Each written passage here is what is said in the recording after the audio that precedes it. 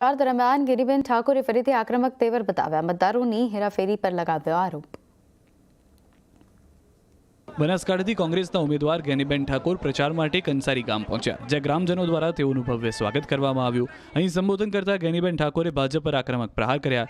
ગેનીબેને કહ્યું કે બેંકના અધિકારીઓ પાસેથી 1,000 ખંખેરી લે છે। ગેનીબેન અહીં જ ન અટક્યા, તેમણે એવો પણ આરોપ લગાવ્યો કે પાટણ લોકસભા મત વિસ્તારના મતદારોને બનાસકાંઠામાં દાખલ કરી રહ્યા છે। મહત્વનું છે કે ગેનીબેન ઠાકોર 15 એપ્રિલે પોતાનું ઉમેદવારી પત્ર ભરશે। એ પહેલા તેઓ ઘણા દિવસથી ગામે ગામ પ્રચાર કરી રહ્યા છે। ગેનીબેને કોઈનું પણ નામ લીધા વિના કહ્યું કે બનાસકાંઠાની એક વ્યક્તિએ બાનમાં લીધું છે, એમાંથી છોડાવવા માટે હું આ ચૂંટણી લડી રહી છું।